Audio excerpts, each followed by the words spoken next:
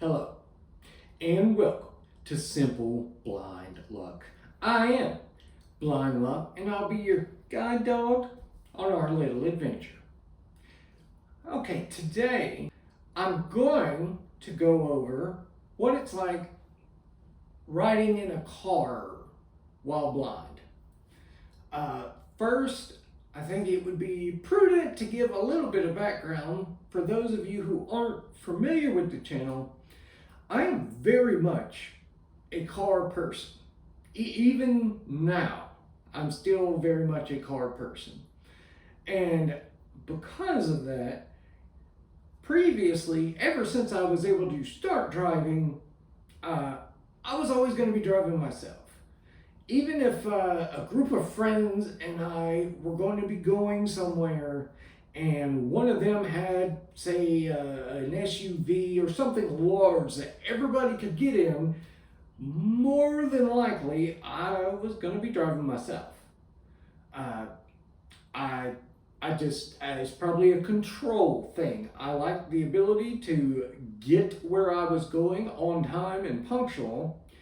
And more importantly, I like the ability to leave whenever I felt like it.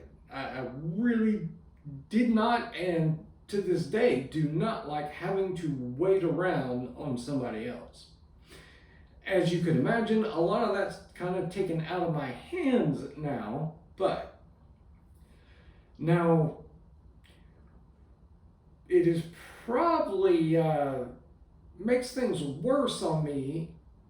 The fact that I got into a car accident that caused me to be blind makes it a little harder getting in vehicles now.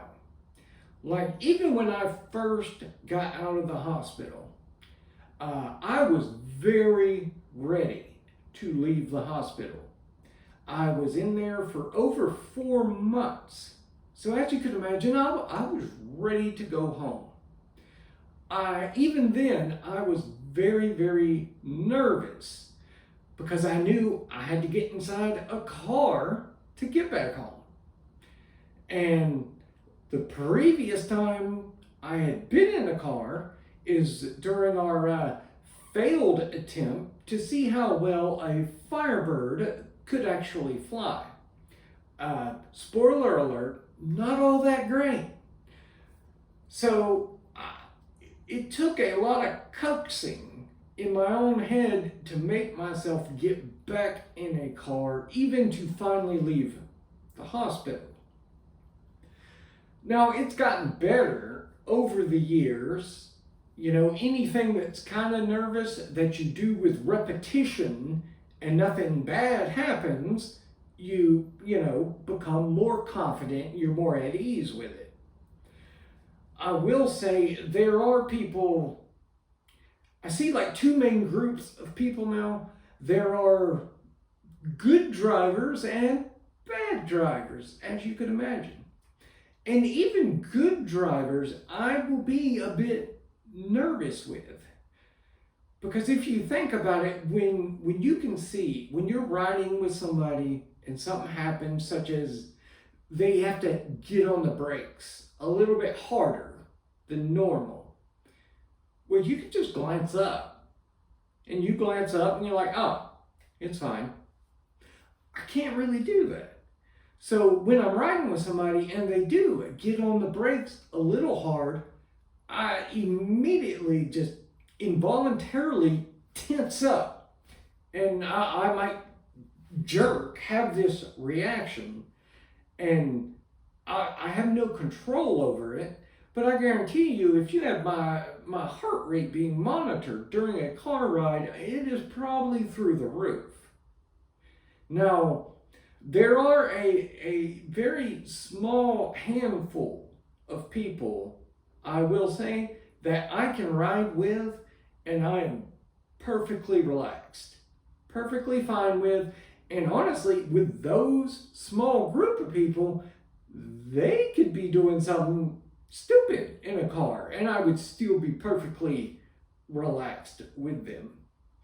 I can neither confirm nor deny I've been in a vehicle traveling very illicit speeds with them and been perfectly at ease. But I think part of it is just uh, they are good drivers. Like, they do even the little things very well. And what I mean by little things is when coming to a stop, they're very smooth. When taking off, very smooth with application of throttle. I mean, I've noticed two main ways drivers would say approach cornering. Some, it's a very smooth, controlled method. And then there's a lot of other people I've ridden with that it's real jerky. Rather than a smooth turning and backing off of the wheel, it's like they're making quick little jerks the entire time. It's not a smooth transition, and boy, they have me so nervous.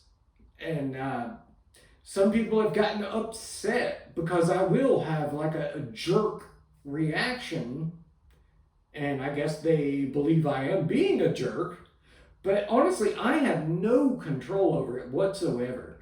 So if I do ride with you and there are, say, some jerky movements and stuff, I'm not trying intentionally to insult your ability. I mean, 90% of the time it is completely involuntary. Now, there are times that maybe you should work on your driving ability a little bit. I mean, I'm just saying. But being in a car I've gotten much, much better, and I'm okay with it now. But man, it's still nerve-wracking. And I'm sure a major part of that is like I mentioned, the fact that I am blind and my leg is all gimped up is from a car accident. So I'm sure that plays a big role in it. And the fact that obviously I can't visually monitor what's going on. But I just kind of wanted to address that. I thought some people might be curious, what is it like to be in a car now? So if you were wondering that, there you go. You are welcome.